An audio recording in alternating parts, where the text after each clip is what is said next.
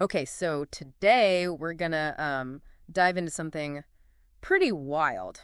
Yeah. Jeff Bezos's $500 million yacht, Huge. the Koru. The Koru. We've got this really in-depth article here with tons of details, and I really want to get into like what this level of luxury even means. Yeah, it's really like more than just like a really nice boat, right? Oh yeah, for sure. It says something about like where we're at with wealth and innovation It's and like a whole nother level. yeah, exactly. And maybe even like a personal statement from Bezos himself. Yeah, like what's he saying with this thing, right? Right. So, okay, just to start off, Okay.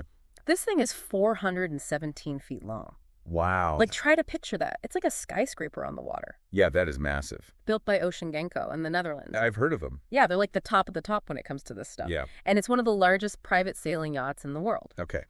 Now, the name Koru, it's from the Maori culture, and it means new beginnings, which I think is really interesting. Oh yeah, definitely. Considering this is kind of Bezos's post-Amazon life, you know? Yeah, that's like a huge statement, right? Like, yeah, is this a new chapter for him? the new beginning. Exactly, a new beginning. Maybe there's some deeper meaning there, you know? I think so, yeah. Now the inside of this thing I bet. it's all decked out in like the most luxurious materials you can imagine. Like, what kind of stuff are we talking? We're talking like rare woods, Okay. like, handcrafted leather, Hmm. gleaming marble everywhere. Wow. It's designed to be this like ultra comfortable and grand space, Yeah. multiple decks with these huge lounges, Okay. elegant dining areas. They even have like a private cinema in there, A whole cinema on the yacht. a cinema. Right. And get this, an infinity pool Oh, wow. overlooking the ocean. That's pretty amazing. Right. I mean, it sounds like they thought of like every little detail. Yeah. And like every single thing is custom made. Right. You're not going to find this stuff anywhere else. Yeah, that's the kind of thing that money can buy you, I guess. Right. Exactly. And hold on. What? It doesn't even stop there. Oh. Okay, so the Koru actually has like a sidekick. Sidekick. Yeah. It's called the Abiona. The Abiona. And it's like the 75-meter support yacht. Oh, wow. So this isn't just for like extra guests or something. Right. This thing is packed with a helicopter, Oh, come on. extra crew members, like a whole other crew, Wow. and then all the toys you can imagine. Like, what are we talking here? Jet skis, diving gear. Mm. They even have a mini submarine. A mini sub. Yeah, it's like having your own personal expedition fleet. Oh, my gosh. Right. That's insane. So you can relax. You can go on adventures. It's like all there for you. You've got it all right there. Yeah. And here's something really interesting. Okay. Unlike a lot of these billionaire yachts that are just like huge motorboats, Right. the Koru is actually a sailing yacht. Oh, really? Yeah. It's got these 3 gigantic masts that power the whole thing. Oh. The article talks about it being like eco-friendly luxury. Eco-friendly luxury. Yeah, I know. It's kind of... Interesting. Right. It's an interesting concept, right? Yeah, because on one hand, sailing is definitely more sustainable Definitely. than just like burning tons of fuel. Yeah. But then again, this thing is so massive. Yeah. That's huge. And just building it probably had a big impact. For sure. So it makes you think about like, what does eco-friendly luxury really mean, you know? Yeah. It's a good question. Oh, Yeah. Like, yeah. where do you draw the line exactly. between luxury and eco-friendliness? Now, to run this whole operation, Okay. you need a crew of over 40 people. 40 people. Yeah, it's like a small village dedicated to just keeping this thing going Wow. and making sure Bezos and his guests are happy.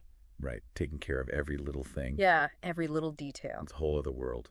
Okay, so the launch of this yacht wasn't exactly smooth sailing. Oh, what happened? So get this, the masts on this thing are so tall. Yeah.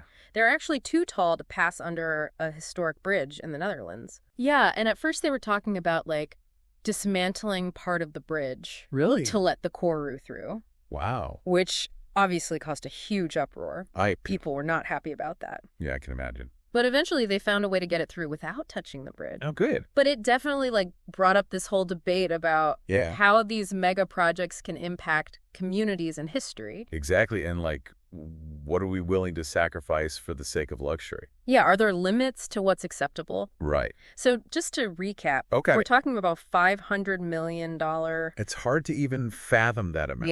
417-foot sailing yacht called the Koru, Okay. representing new beginnings, decked out with every luxury imaginable. Right. Infinity pool, Uh-huh. support yacht called the Abiona, With all the toys. all the toys.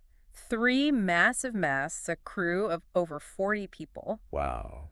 And it even had a run-in with Dutch bridge history. It's like a story in itself. Right? It's pretty amazing. So I don't know about you. Yeah. But I think this whole thing is kind of mind-blowing. Yeah, it's a lot to take in. Like this yacht, it really makes you think about the world we live in. Yeah, what does it say about us? Right. Like where's the line between innovation and excess? And what happens when these mega projects clash with everyday life? Yeah, and how does something like this impact the environment, even if it's using wind power? Right. It's a lot to consider. Definitely a lot to think about. It's a lot to think about. Yeah. Thanks for joining us on this deep dive. It was fun. Yeah, it was really interesting. Yeah. I hope you learned something. I know I did. And maybe you'll see the Koru out on the open seas someday. Maybe.